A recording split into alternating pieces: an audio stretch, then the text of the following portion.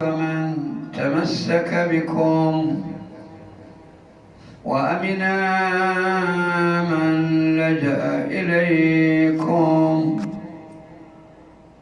يا ليتنا كنا معكم فنفوز فوزا عظيما. ذاك المنى لو أن ذلك يحصل يا غريب يا مظلوم كربلاء. السلام على من غسله دمه والتراب كافوره ونسج الريح أكفانه والقنا الخطي نعشه وفي قلوب من والاه قبره. يا سيد الشهداء وإمام السعداء وثواكل في النوح تسعد مثلها. أرأيت ذا ثكل يكون سعيدا حنت فلم ير مثلهن نوائح إذ ليس مثل فقيدهن فقيدا.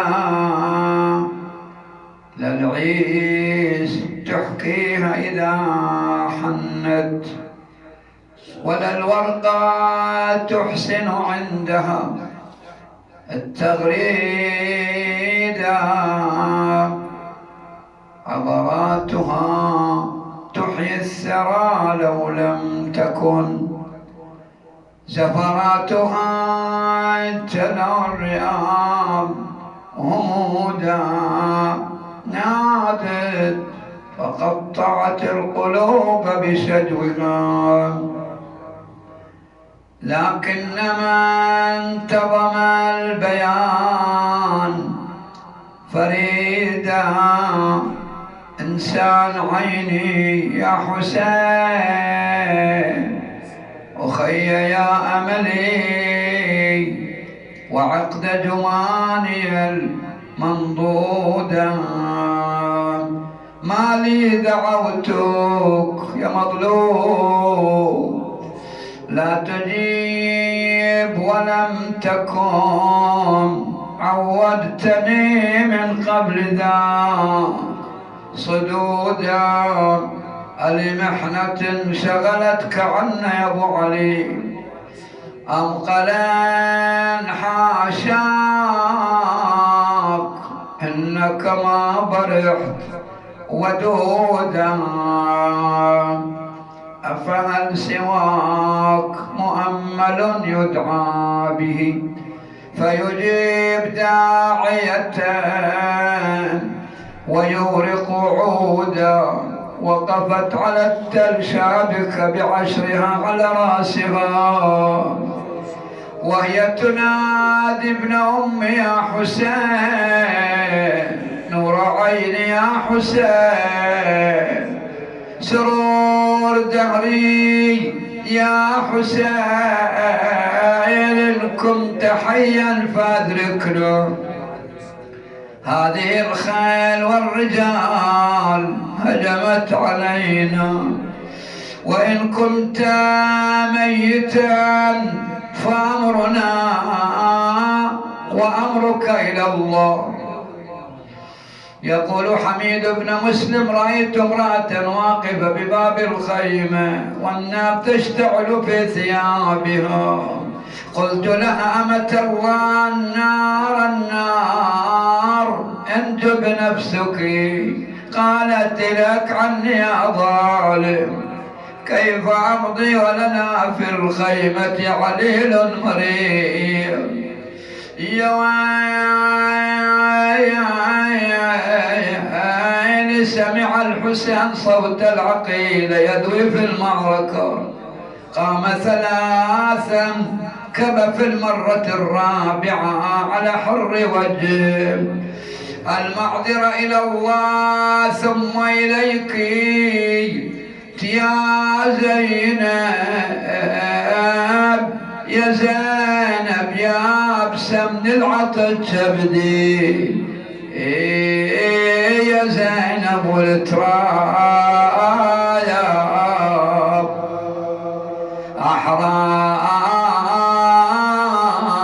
أحرار لزندي، يا زينب والشمس ذوبت خدي، دفيل برد ثوبك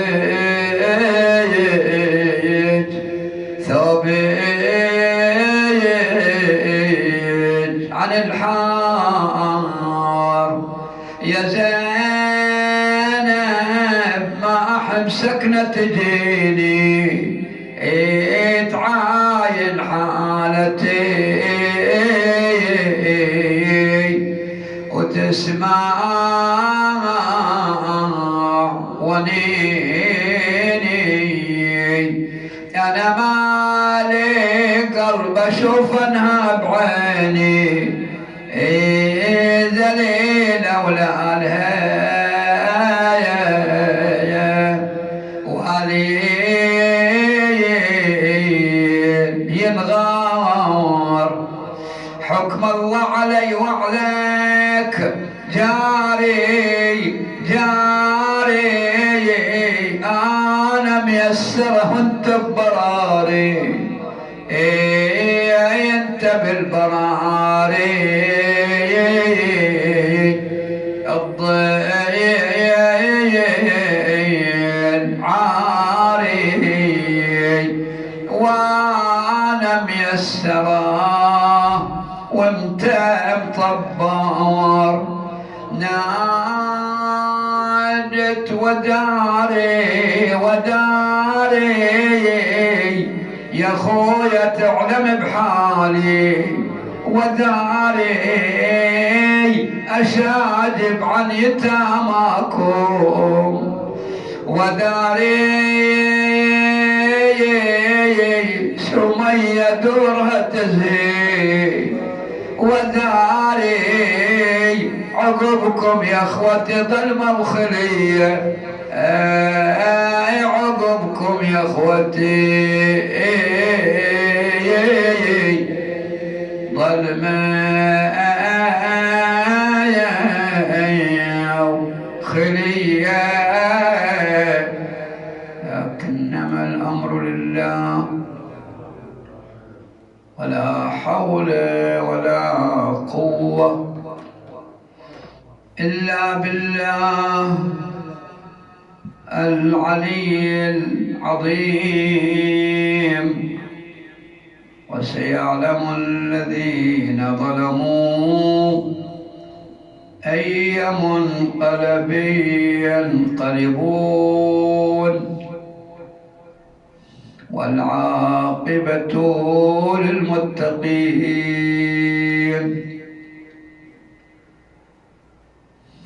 ورد في الأثر ألا وإن الحسين في السماء أعظم منه في الأرض، ألا وإنه مكتوب على ساق العرش الإمام الحسين إمام هدى وسفينة نجاة. الحسين بن علي سيد شباب أهل الجنة وريحانة رسول الله، والإمام المفترض الطاعة بنص الحديث الشريف عن جده المصطفى محمد صلوات الله وسلم على محمد في قول قوله الحسن والحسين إمامان قاما أو قعدا وهما ريحانتاي من الدنيا، فمن أحبهما وأباهما وأمهما كان معي وفي درجتي يوم القيامة. الكثير ممن تحدث عن سيرة سيد الشهداء سلام الله عليه، ولهذا أكثر ما كتب الكتاب والمؤلفون في شأن الحسين سلام الله عليه، سواء في سيرته وجهاده أو فيما يتعلق بالأبيات التي نظمت في حق الحسين سلام الله عليه، سواء كان هذا النظم بالفصحى أو باللغة الدارجة. كثير وكثير ممن أدلى بدلوه ليبين هذه المأساة المروعة والفاجعة الكبرى والحادث الجلل الذي بكت له السماوات والأرض. رسول الله صلى الله عليه وآله هو أول من بكى على سبطه الحسين، وأمر الناس بالبكاء عليه، فهو المثل الأعلى والقدوة الحسنة. ولهذا تجد من المعترضين ومن المناوئين ممن يحاول أن يضع الشبهات والشكوك في إقامة عزاء الحسين سلام الله عليه. فتارة يقول قائلهم: لماذا هذا الحزن مع مرور 1446 سنة؟ لماذا تجددون هذه المآتم وتقيمون هذه المحافل التأبينية والحسين مات منذ أمد بعيد؟ رسول الله صلى الله عليه وآله عندما بكى على سبطه الحسين هو القدوة الحسنة والمثل الأعلى للأمة. ولكم في رسول الله أسوة حسنة في أقواله وفي أفعاله وفي تقريراته حجة على المسلمين. ما آتاكم الرسول فخذوه وما نهاكم عنه فانتهوا، وأطيعوا الله وأطيعوا الرسول. طاعة الله مقرونة بطاعة رسوله صلى الله عليه وآله. فنجد في صحاح المسلمين وفي مسانيدهم وفي مصادرهم الكثير من الروايات التي تنص على بكاء النبي وتأثره بمصاب الحسين قبل وقوع الحادثة. فهذا الطبري في كتابه ذخائر العقبة في مناقب ذوي القربى يذكر بكاء النبي على سبطه الحسين سلام الله عليه. هذا الإمام أحمد بن حنبل الشيباني في مسنده يذكر أن رسول الله صلى الله عليه وآله نزل عليه الأمين جبرائيل بطينة حمراء قال يا أخي جبرائيل ما خبر هذه الطينة؟ قال هي من أرض تعرب بكربلاء يقتل فيها ولدك الحسين إلى جانب الفرات ضمآنا. بكى النبي واخضلت لحيته بالدم. هذا ابن حجر في صواعقه المحرقة. كثير وكثير من المصادر المسلمين. أما بالنسبة إلى مصادر أتباع مدرسة أهل البيت تجد الروايات المستفيضة المتواترة في مصادرنا أكثر من أن تحصى. شيخ المجلس يعلى الله مقامه في موسوعته البحار 110 مجلدات كلها يتحدث فيها من النبي إلى الإمام علي إلى الأئمة الأطهار إلى ما فيها من علم وأدب وتاريخ. 110 مجلدات في ذاك الزمان. زمان إذا ما فيه الوسائل الموجودة اليوم، وسائل التبريد، التكييف، وسائل الإضاءة الموجودة، وسائل الإنترنت، ووسائل التواصل الاجتماعي الموجودة اليوم، اللي باستطاعتك أن تخرج الحديث برقمه وتاريخه ومصدره في لحظات وضغطة زر فقط، أو تدخل على اليوتيوب مثلا وتكتب أو تتكلم بكلمة مثلا أبغى الحديث الفلاني، رأسا نجيب مجموعة باقة من الأحاديث في هذا المجال. في ذاك الزمان جندوا أنفسهم من أجل إبراز تراث أهل البيت صلوات الله عليهم، بالإضافة إلى كتبنا الأربعة: الاستبصار، تهذيب، ومن لا يحضره الفقيه، والكافي، بالإضافة إلى كتب الشيخ المفيد على الله مقامه الإرشاد، وهو يتحدث عن واقعة الطف ومأساة كربلاء، بالإضافة إلى العلماء المعاصرين الآن.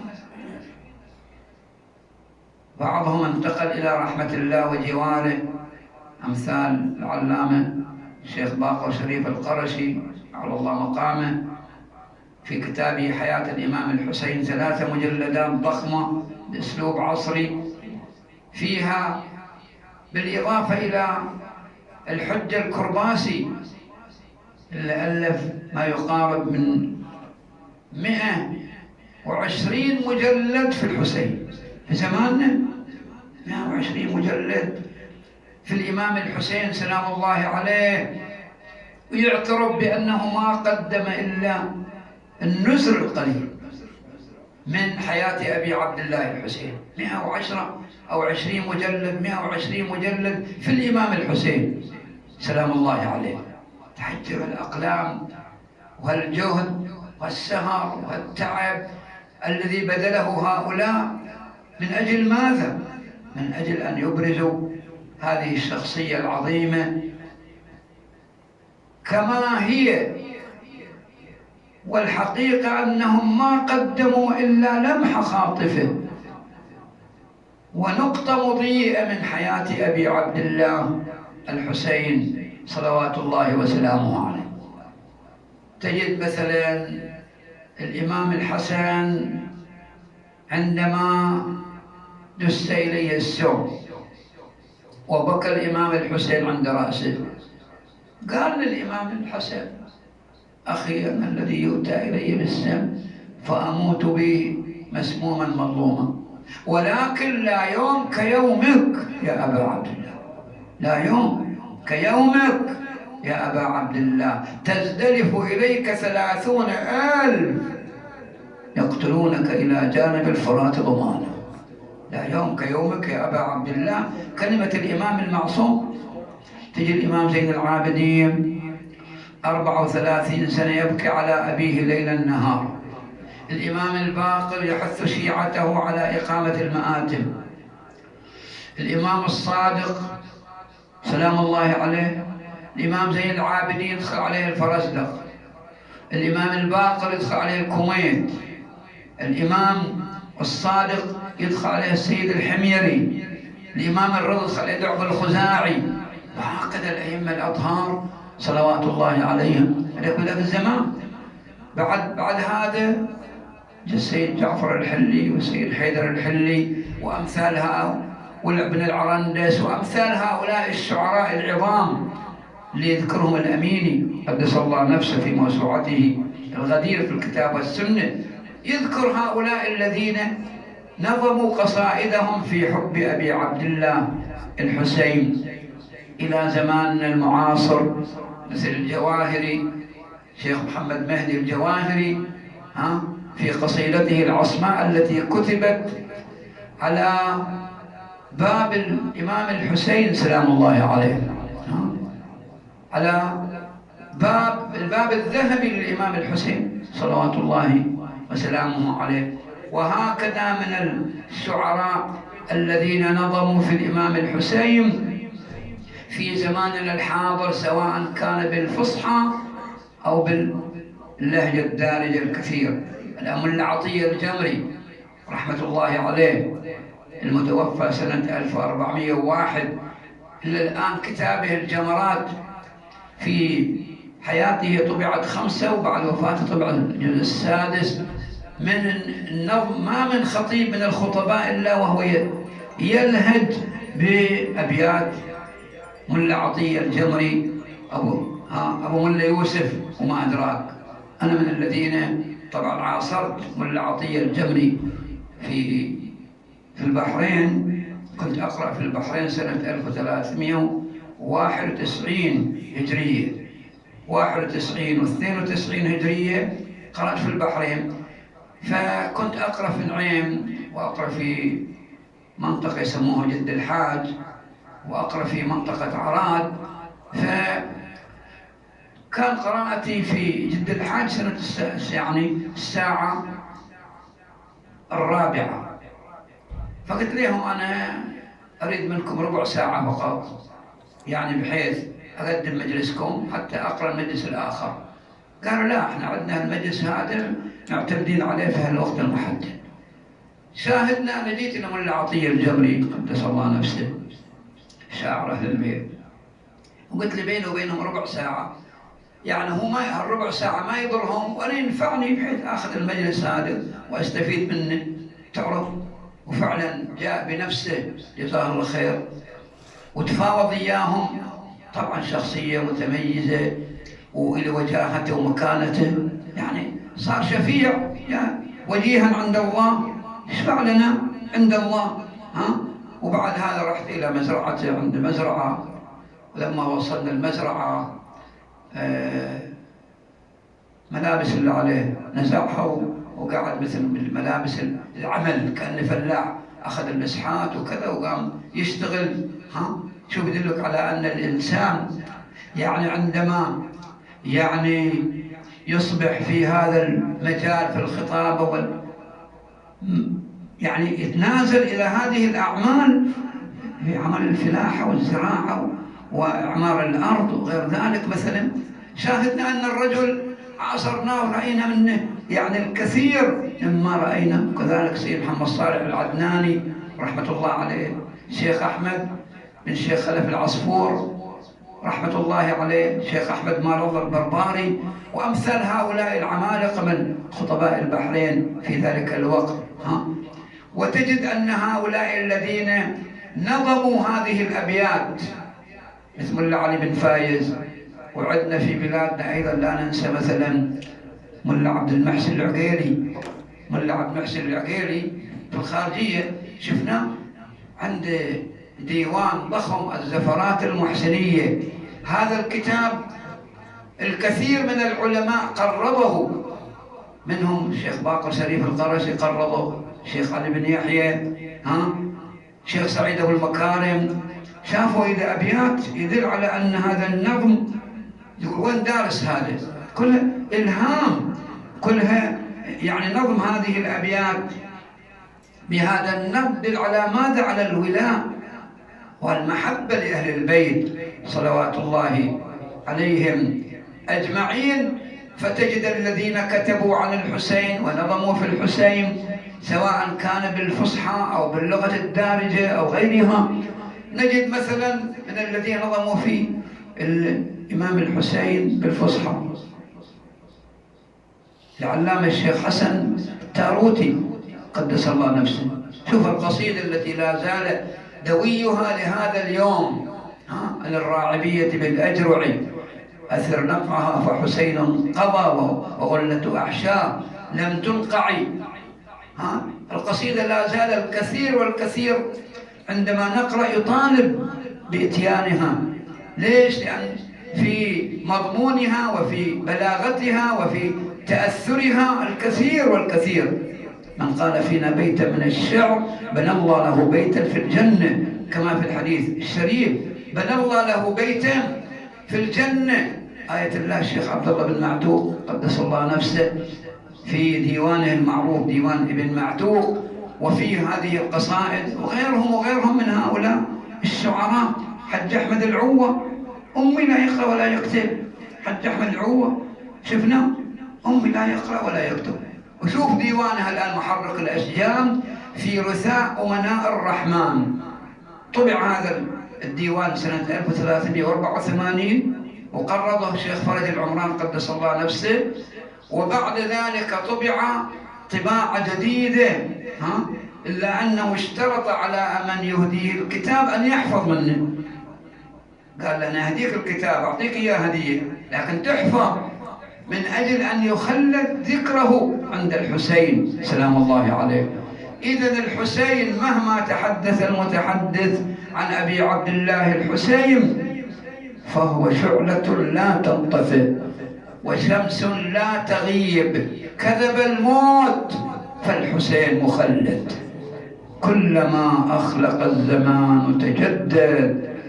هذا الحسين الذي قدم نفسه ونفيسه في سبيل الإسلام.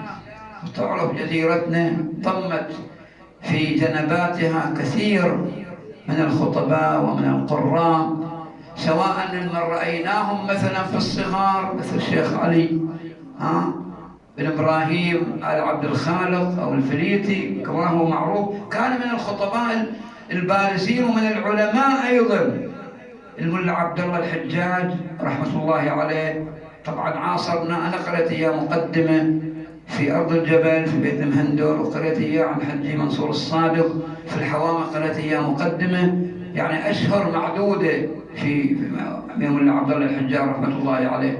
وهكذا ملا عبد الله المبشر من خطبائنا البارزين. وهكذا ضمت الجزيرة من الخطباء من العلماء. أستاذنا الشيخ عبد الرسول البصارة، الشيخ جمال الخباز، وهكذا شيخ الملا محمد مسيري رحمة الله عليه، ملا علي العقيلي، ملا محمد العقيلي. وهكذا ضمت كثير وكثير من هؤلاء القراء والخطباء الذين يرثون الحسين. نسأل الله العلي القدير أن يكون الحسين شفيعا لهم يوم القيامة، وأن يحشرنا في زمرة الحسين. ومهما قدمنا للحسين فنحن مقصرون أمام هذه الشخصية العظيمة التي بقيت ثلاثا على صعيد كربلاء. وجاء بنو أسد وأرسلوا نساءهم إلى الماء فوجدوا أجسادا مضرجة بدمائها، أنوارها تتساطع إلى عنان السماء، روائحها قد عطرت ذلك الوادي. قالوا والله إن هذا لهو الحسين، وهؤلاء الذين معه هم أهل بيته وأصحابه. فجئنا النساء إلى الرجال، أنتم جلوس هنا والحسين مدرج بدمائه على صعيد كربلاء، لئن لم تأتوا لمواراة هذه الجثث لبسنا ملابس الرجال وجئنا لمواراتهم. فعلا جاءوا قالوا كيف نواري الأجساد؟ وابن سعد وابن زياد خيولهم ورجالهم ما نستطيع. قال كبيرهم لنجعل لنا عينا يقف، فإذا رأينا هذا الجيش مقدم، انفرجنا عن الأجساد. اتفقوا على هذا الرأي وجاءوا لمواراة الأجساد، وجدوها جثثا بلا رؤوس، قطعوا الرؤوس وحملوها على رؤوس السنام، وحملوها على رؤوس السنام رأس ابن بنت محمد ووصيه للناظرين على قناة يرفعوا، والمسلمون بمسمع وبمنظر لا منكر فيهم ولا متفجعوا. قالوا لو أرينا هذه الأجساد وهي بلا رؤوس وسئلنا فيما بعد لمن هذا القبر ماذا نقول؟ بينما هم في حيرتهم وإذا قد أقبل فارس قد ضيق لثامه من ناحية الكوفة، فعندما رأوه انفرجوا عن الأجساد. وصل إلى جسد أبيه ورمى بنفسه عليه وبل الأرض من دموع عينيه، فسألهم لماذا جئتم؟ قالوا جئنا للتفرج. قال أطلعوني على حقيقة أمركم، أنا إمامكم زين العابدين. فخط له خطا قال احفروها هنا. حفروا حفيرة للأنصار وأفرد قبرا خاصا للقمر الزاهر حبيب بن مظاهر، وجاء إلى جانب المسنات ووارى عمه العباس على الدنيا بعدك العفا يا قمر بني هاشم. ثم جاء إلى جسد أبيه الحسين، قالوا له ألا نعينه؟ قال إن معي من يعينني. ما استطعنا يقول أن نلم الأشلاء الموزعة والأعضاء المبعثرة. قال إن معي من يعينني ولكن آتوني ببارية أمثلك يا حسين يلف في بارية. صار يلم الأشلاء الموزعة والأعضاء المبعثرة. انحنى قليلا جاء بكبد الحسين، جاء بقلب الحسين الذي مزقه السهم المثلث. أنا مناد وحسينا.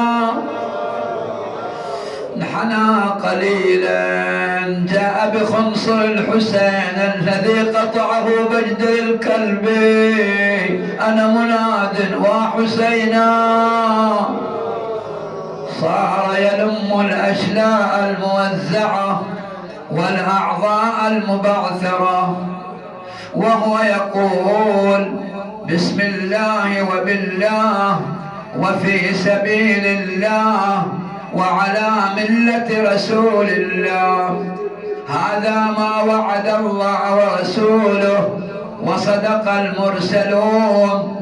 أب يا أب أما الدنيا فبعدك مظلمة، وأما الآخرة فبنور وجهك مشرقة. أما حزني فسرما، وأما ليلي فمسعى، حتى يختار الله لي دارك التي أنت بها مقيم. فالسلام عليك يا أبا عبد الله ورحمة الله وبركاته. كل ما رفع جانب توزع جانب طاح، من حيث لن موزعين ارطعني الارمى. خلى الجسد وانهال دمعه بالوجد صار. يا عباس اجمع وصار آلك يا ابني الاطهار. وتحيرت باش اجمعه صالك يا مبرور. هذه الجفوف مقطعه والصدر مكسور، وبين الجسد والراء يا ابن المصطفى بروح. هذا الجسد والراس يشخر بالامصار. جابوا له قطعة بارية جمعوا صار ولفع 70 البلاء ودنا وشال وحطه بوسط قبره تخاصر وانحناله بقبره والدمع يجري من العين. نادى انا لقدم البيت ليلي ونهاري غيرك ما شفنا مكفني في بواري من بعد ما تبقى 3 أيام خبر لأهل المروة من يشيعه خبر لأهل المروة من يشيعه مر بحسين عاري من يشيعه فدى بروحه ومهجتلكم يا شيعه فرض واجب تنصبوا لعزيه فرض واجب تنصبوا